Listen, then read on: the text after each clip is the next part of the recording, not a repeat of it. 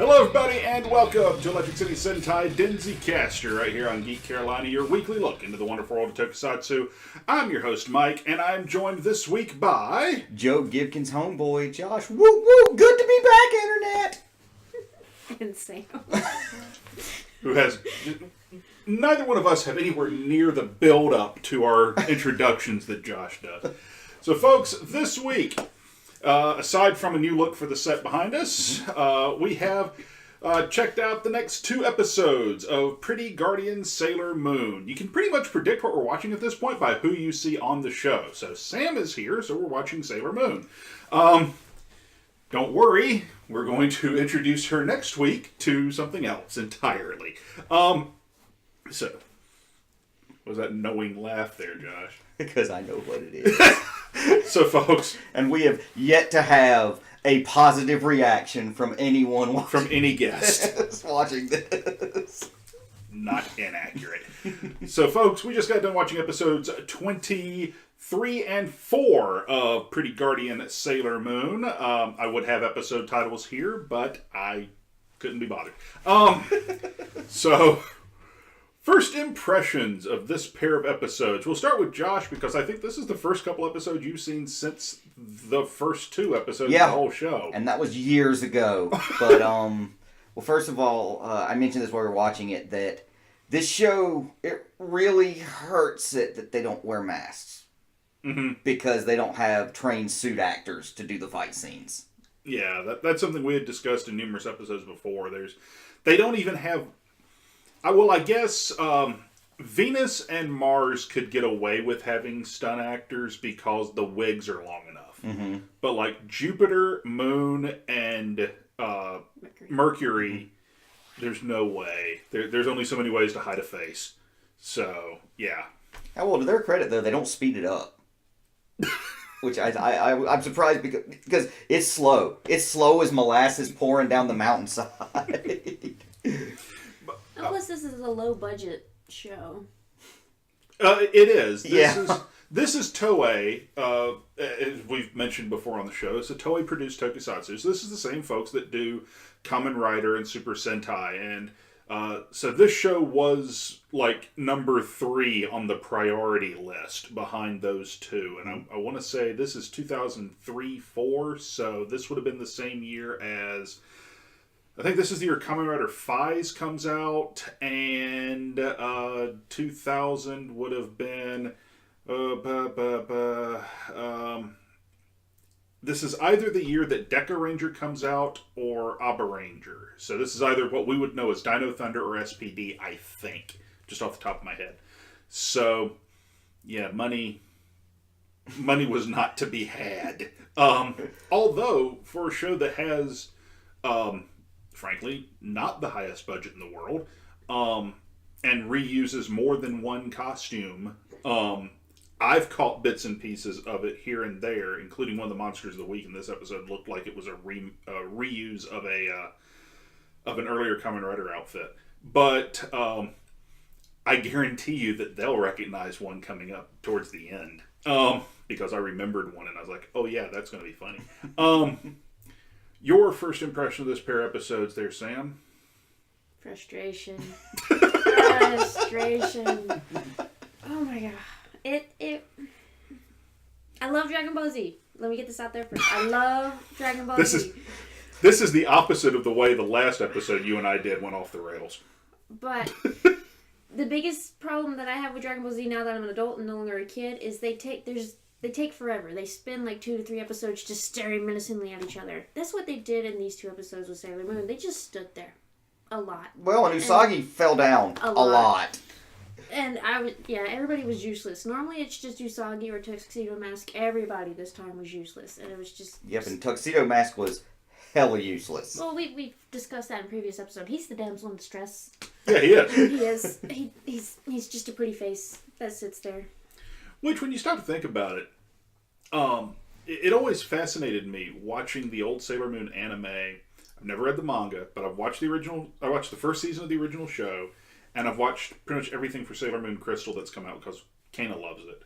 And Tuxedo Mask, for a show that is built around a core group of extremely strong female leads. Tuxedo Mask swoops into the rescue a whole lot. He does, yes. Mm-hmm. That's an aspect I think this show actually gets right.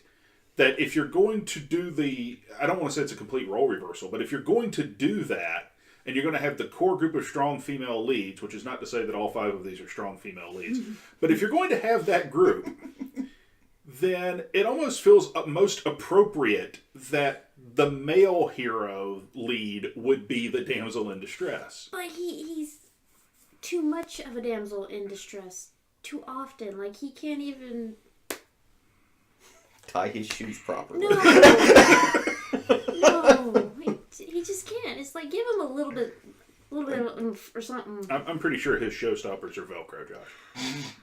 Just this one scene at the end of the last episode where it's just this dramatically tense shot of Tuxedo Mask and Usagi limping down a very long staircase. Well, first they had to go up the stairs, and then they went down the stairs, and it's just like, come on, guys, just fall down the stairs, wrap this up, let's go. It feels like this pair of episodes, we're in the midst of the Dark Mercury saga. He's awesome. I will say that. I love Dark Mercury. She is one of my favorite parts of this show. Yes. I love the costume change, which makes her look very much like a villainous character, and yet you can tell she's still one of the Guardians, even though it's a dark version of the costume. They don't go overboard. Right. I love the change in attitude of the actress. I don't remember the actress's name off the top of my head, which is, I think, a failing. But she's actually one of my favorite Toku actresses, and she comes back in Kamen Rider Gaim, which I know you're rewatching. Oh, yeah. Josh. Yeah. She comes back in Kamen Rider Gaim, and she is Gaim's older sister in that, and does a magnificent job there. So, I mean, there's a lot that she does that just is amazing work in this batch of episodes. That gets drugged down by a whole lot of incidental crap around her. Because one of the things I liked about, there's a part where she's talking to one of Barrel's lieutenants. I think it was the red guy. Yeah, and where she's kind of like sowing seeds of distrust between the Nephilim. She's sowing seeds of distrust between the lieutenants. Yeah, she like immediately jumps into this whole political game between the. I'm not even going to try to use the Japanese name for the 4 lieutenants, but it's the 4 kings. She immediately jumps into that intrigue between them that's been brewing all the way up to this point, and immediately holds her own. Like, one of my favorite moments is when she walks into Queen Barrel's lair and says, not only, I'm not going to be an underling, I'm not useless, and I'll tell you what, why don't you tell me when you want me to kill the rest of the sailors? Oh, and then later on where she's just like, no, you don't touch the sailors. Yeah, they're my prey. They're my prey. I'm going to kill them. Yeah. So, I mean, she is... And you get the very distinct impression that the only reason that she has not killed the Sailor Scouts or soldiers or Guardians or what have you, up to this point, the only reason that the Guardians are not dead is because Barrel's bumbling generals keep stopping her. Because if there's nothing else, at least the Sailor Guardians know how to finish the job. And she's still a Sailor Guardian, even if she's evil. So she knows how to follow through with the, blow the foe up with your particle explosions. So I'm going to jump ahead here a little bit, because I love the whole... The last episode is so dumb, the folks that we just watched. Where... I promise you, this is the way I felt watching this. When Tuxedo Mask and Sailor Moon are limping their way up the stairs, and why Sailor Moon seems more hurt than Tuxedo Mask when he's the one that took the whooping, I'll never know. Yes, like, why was she limping? But when they're both limping up the stairs, only to limp down the stairs, it's almost as if, to me, they had the Deadpool moment. Where they both realized they were in a television show and they had this dramatic scene coming up, but the lighting where they were was terrible. So they had to get somewhere with better lighting. But I will say this. Did Sailor Moon in one moment suddenly become smarter than Lois Lane in that she had the good sense to take the guy's glasses off? Finally. And only because he said something similar to trigger, hey, he might be not Yeah. what he says he is. We have what I'm sure will be Usagi's one moment of lucidity in 50 episodes of this show. Where she does reach up and take Tuxedo Mask's mask off because it finally dawns on her that this is Mamoru Chiba. What did we like out of these episodes, out of this pair that we watched? The effects for the powers were pretty good. Like Mars's Hadouken style fire attack was actually pretty good for the special effects. Time, yeah. I'm happy she finally realized who Tuxedo Mask is. Amy, awesome. I like Mars's very nihilistic song she was choosing to sing for the kids, where she's like, I don't believe in God, but I want something to believe in. And I'm like, yeah, don't use that for kids in a hospital. I'm thinking of more things that I hated than that I liked in these two. Which for you is unusual because... because I normally love this show. Mamoru's fiance or whatever, his girlfriend, useless. Hey, I'm at the science building. Oh, I'm being under attack. Where does she run to? The karaoke place.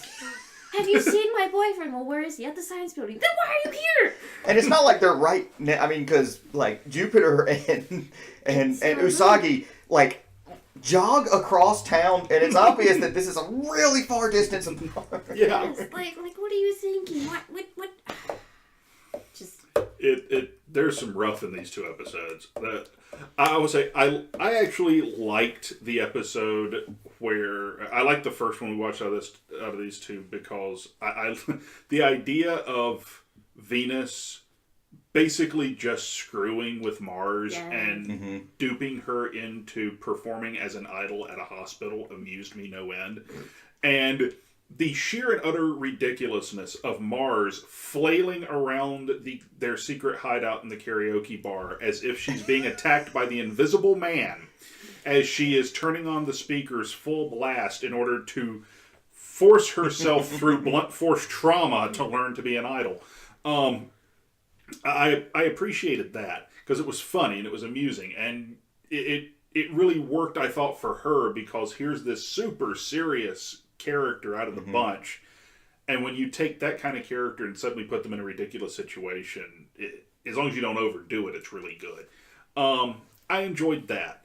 I almost feel like they're paying for the same real estate twice right now, though, because this is supposedly the awakening of all of the Guardians, where they are all learning the full extent of their soldier powers. And I kind of like it. It feels like you're just as if it's reintroduction episodes to characters that you've been around for 26 episodes or so at this point, for half of the show. Maybe they needed to add a few more episodes in. Like they wrote out their storyline and we're like, wait, we're not meeting the timeline here. We need to fillers. There we go. Filler episodes. Well, that's the thing with a lot of these shows is they've got, in the case of this series, 49 weeks to fill. Mm-hmm. And it's not a 49-week story. Mm-mm. So, case in point, the whole Dark Mercury thing is something that's totally unique to this version of the Sailor Moon story. Yeah, normally it's Tuxedo Mask who goes dark. Yeah. And if you go and you watch, I want to say if you watch the first season of Sailor Moon Crystal, they tell the same story, essentially, because it's still the Dark Kingdom arc. They're telling the same story, but they tell it in half the time. Like, it's 26 episodes or less, not 49. Anything we didn't care for out of these episodes, not that, I mean, we've already mentioned a lot of it, but... oh, yeah, the Phantom Helicopter. Because when Mars does her first, her realize her power, you just hear this helicopter, just flying, and I look at everybody like, so is there a reason there's helicopter noises during her transformation? Nope. You're in a hospital. It could have been a medical helicopter. And then you hear the same helicopter noise in the next episode when they're fighting in the planetarium. I'm just gonna start listening whenever that particular track of background music plays, because at this point I'm convinced that it was just there was a helicopter flying overhead when they were recording that track, and there was nothing they could do about it. It's like, well, we don't have enough money to reshoot it. It stays. It's gold. If there's one thing in these two episodes you just couldn't stand, Sam, what was it? The freaking girlfriend. The fiance? Yes. Mamoru's girlfriend, who's just... Like, I kind of had hopes for her, because in previous episodes, she was sweet, she was a little naive, but she seemed to be more held together than Usagi, or whatever. And then just in these 2 episodes, the first episode, there's an intruder in Tuxedo Mask's apartment. He's like, stay here, I'm going to be the big bad male, I'm going to protect you. And she follows him and says, what's going on? And throws fruit everywhere. Like, useless, get out of the way. And then the second episode where he tells her where he is, and she goes in the opposite direction. Just, no. Yeah. Sorry. Ranting. So, what do we look forward to in the next couple episodes? This does fall into the category, folks, to steal one of Josh's lines. Bought the ticket, we'll take the ride. We're here till it ends. Though I've actually watched this show all the way through, and I did it the first time because I lost a bet. But overall, I actually do enjoy this series. So, what are y'all looking forward to? You go first, Sam. I'm waiting to see what Usagi finally does with the information that Tuxedo Mask and Mamoru are the same person. Probably nothing, because she's useless. But if the cat's finally out of the bag, what are they going to do? Okay. I want to see more Dark Mercury stuff. Well, that too, yes. I mean, because she is literally the most compelling character in the series right now. She really is. I want to see more of that. Okay. And that's something worth seeing more of, because Dark Mercury is awesome. There's other... As we watch the show, there are parts I'm remembering, and then there are parts where I'm like, I genuinely don't remember what happens next year, because I haven't watched this in almost a decade. But, I want to see... If I recall correctly, the Dark Mercury arc, the finale of that arc is really good, so I'm looking forward to that. And if this holds up the typical trend, we should be getting fairly close to what I like to refer to as the roller coaster of these shows, which is where it's, okay, we've sold the toys and we've introduced all the gimmicks, so now let's ramp towards full speed ahead towards the finale of this story. So I'm looking forward to that, because there's still some interesting stuff to come. So, folks, with all that said, hope you have enjoyed this episode of Electric City Sentai Denzicaster. If you want to help us out here at Geek Carolina, you can do that at our Cafe Press store. It's cafepress.com/Geek Carolina. You can follow us on Facebook. We're at Denzicaster there. We're on Twitter. We're on Periscope at Geek Carolina, as well as Instagram.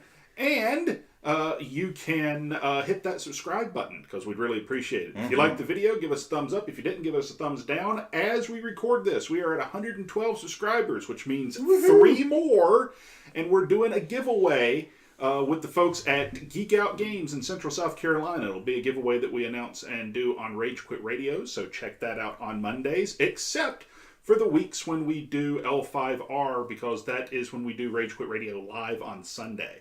That's once a month. So keep an eye out for that too. And last but not least, remember when we hit 125 subscribers, we're doing a giveaway right here on Denzicaster too. So tell your friends, hit the subscribe button.